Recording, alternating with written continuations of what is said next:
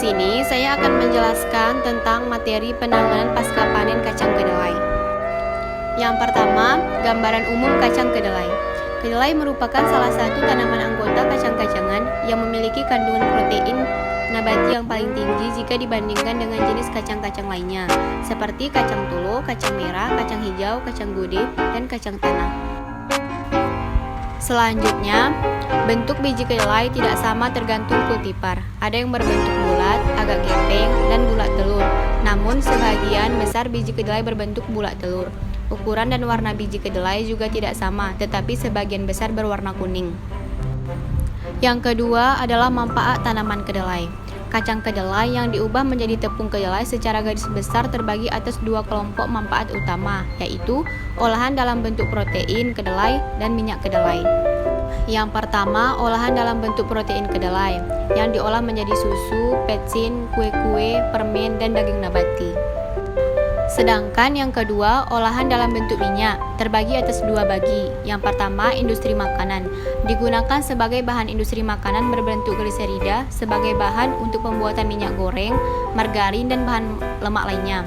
Yang kedua, lecitin, yang dibuat margarin, kue, tinta, kosmetika, insektisida, dan farmasi. Selanjutnya yaitu kegiatan panen kacang kedelai. Yang pertama, ciri dan umur panen. Panen kedelai dilakukan apabila sebagian besar daun sudah menguning, tetapi bukan karena serangan hama atau penyakit. Buah mulai berubah warna dari hijau menjadi kuning kecoklatan dan retak-retak, atau polong sudah kelihatan tua. Batang berwarna kuning agak coklat dan gundul. Tanaman kedelai sudah boleh dipanen apabila lebih dari 95% polong yang berbentuk sudah berubah warna dan jumlah daun yang masih tertinggal 5-10%. Yang kedua, cara panen kacang kedelai.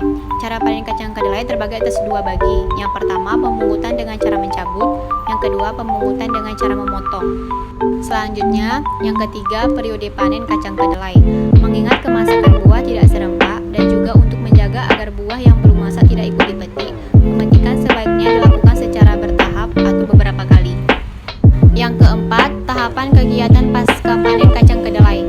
Yang pertama, pengeringan. Tujuan utama dari pengeringan ini adalah untuk menurunkan persentase kadar air dalam biji dari sekitar 15-18% menjadi sekitar 12-13% dan untuk memudahkan proses pembijian apabila kondisi berangkasan kedelai sudah menjadi kering.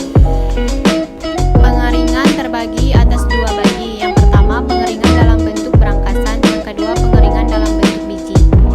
Berikutnya yang kedua, pembijian. Pembijian dapat dilakukan dengan cara yang pertama digebuk atau dipukuli, yang kedua menggunakan alat mekanis atau pour thresher.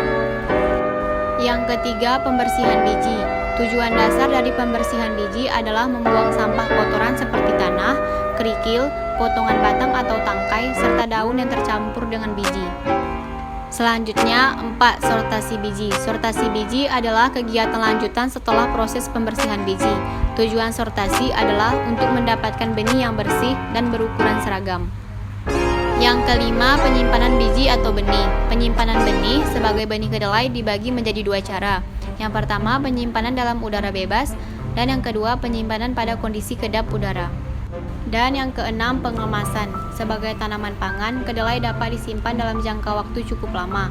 Caranya, kedelai disimpan pada tempat kering dalam karung. Karung-karung kedelai ini ditumpuk pada tempat yang diberi alas kayu agar tidak langsung menyentuh tanah atau lantai. Selanjutnya, alat dan mesin pasca panen kacang kedelai. Yang pertama, sabit bergerigi. Yang kedua, perontok kedelai atau pour thresher multiguna skala sedang. Dan yang ketiga, alat perontok kedelai, pedal thresher bermotor multiguna. Sekian dari presentasi saya, lebih dan kurang saya mohon maaf. Terima kasih sudah menonton. Wassalamualaikum warahmatullahi wabarakatuh.